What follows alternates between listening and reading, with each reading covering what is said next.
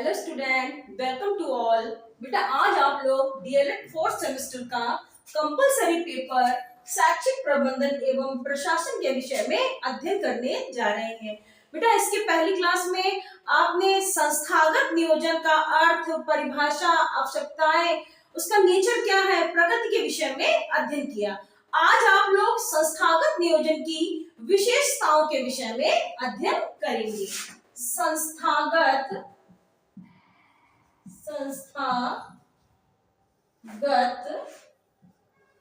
नियोजन की विशेषताएं।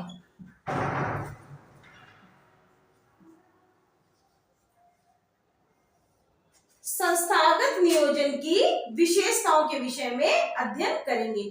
तो बेटा संस्थागत नियोजन के विषय में तो आप लोग पिछली क्लास में पढ़ चुके हैं। जब किसी संस्था, समूह इत्यादि, चाहे वो शैक्षणिक संस्था हो, चाहे कोई फैक्ट्री हो, चाहे फर्म हो, नियोजनबद्ध निर्माण किया जाता है तो उसे हम संस्थागत नियोजन कहते हैं। संस्थागत नियोजन से मनुष्य का, मानवीय जीवन का, भौतिक हो चाहे सामाजिक हो चाहे आर्थिक हो, सर्वांगीण विकास होता है। अब हम बात करते हैं संस्थागत नियोजन की कौन कौन सी मुख्य विशेषता है। सबसे पहले नंबर में आती है विशेषताओं में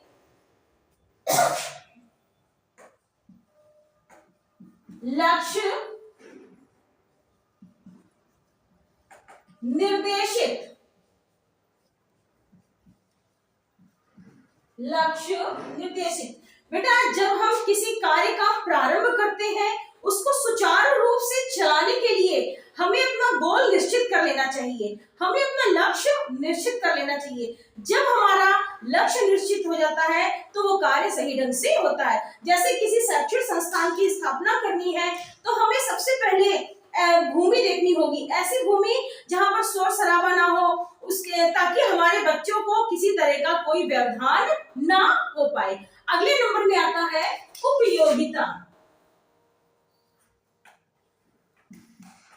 उपयोगिता मतलब कि जब हम किसी चीज का निर्माण करने जा रहे हैं तो इसकी क्या उपयोगिता है, इसका निर्माण हम क्यों कर रहे हैं, इससे हमें क्या लाभ होगा।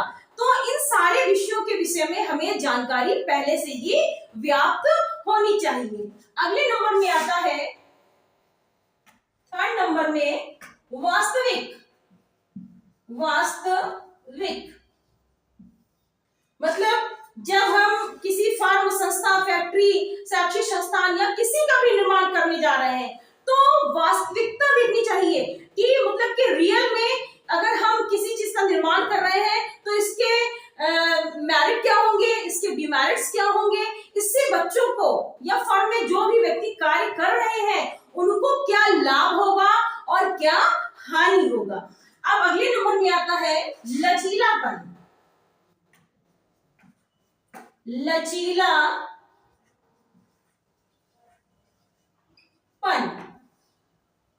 बेटा जब किसी चीज का निर्माण करते हैं तो उसमें लचीलापन होना चाहिए। ऐसा नहीं कि जो नियम लागू कर दिए गए हैं उसमें परिवर्तन न किया जा सके, क्योंकि परिवर्तन शाश्वत है, प्रकृति का नियम है। तो बेटा हमें ये कोशिश करना चाहिए कि जिस नियम का हम नियम की शुरुआत करने जा रहे हैं उसको पहले से ही उसमें लचीलापन होना चाहिए ताकि वो सारी चीज सभी को समझ में आए।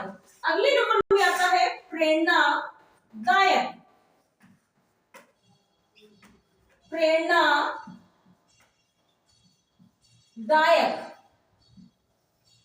बेटा जब किसी चीज का निर्माण करते हैं तो जब तक हम उसको मोटिवेट नहीं करते हैं, जैसे कोई बच्चा पढ़ने के लिए जा रहा है तो उसको ये नहीं ज्ञान होगा कि हम पढ़ क्यों रहे हैं।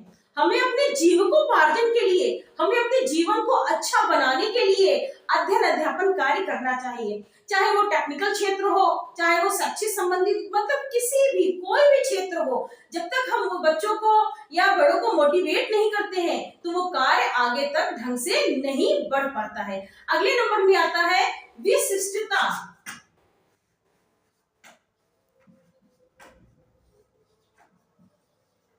विशिष्टता। जब किसी हम योजना का निर्माण करने जा रहे हैं तो उसके लक्ष्यों में क्या विशेष है या क्या शामिल कर दिया जाए जिससे वह योजना और भी सही ढंग से फलीभूत हो सके। अगले नंबर में आता है, बेटा इधर लिख रही हूं मैं, 7 नंबर में आता है आवश्यकता आधारित। आवश्यकता आधारित।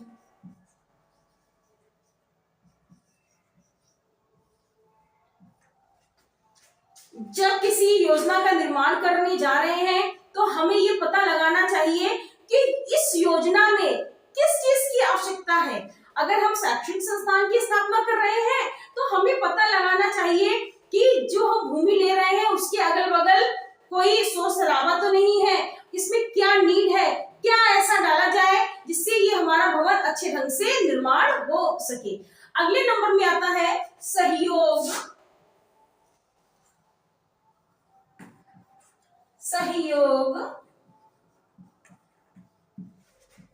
आधारित।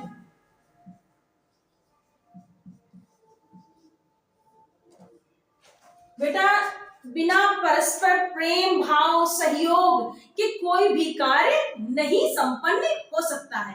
जब हम किसी शैक्षणिक संस्थान की स्थापना करते हैं तो उसमें अध्यापक हो गए, अन्य कर्मचारी हो गए, प्रधानाध्यापक हो गए, प्रबंधक हो गए, जब ये लोग मिलकर किसी योजना का निर्माण नहीं करते हैं, आपस में सहयोग की भावना नहीं रखते हैं, तो वो योजना सही ढंग से फलीभूत नहीं हो सकती है।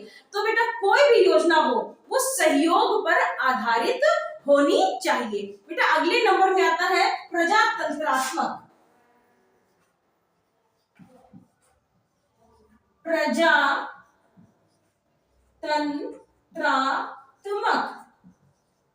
प्रजातंत्र।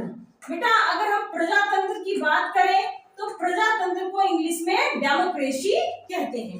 प्रजातंत्र को क्या कहते हैं? डेमोक्रेसी कहते हैं, जिसको लोकतंत्र भी कहते हैं, जिसको गणराज्य भी कहते हैं।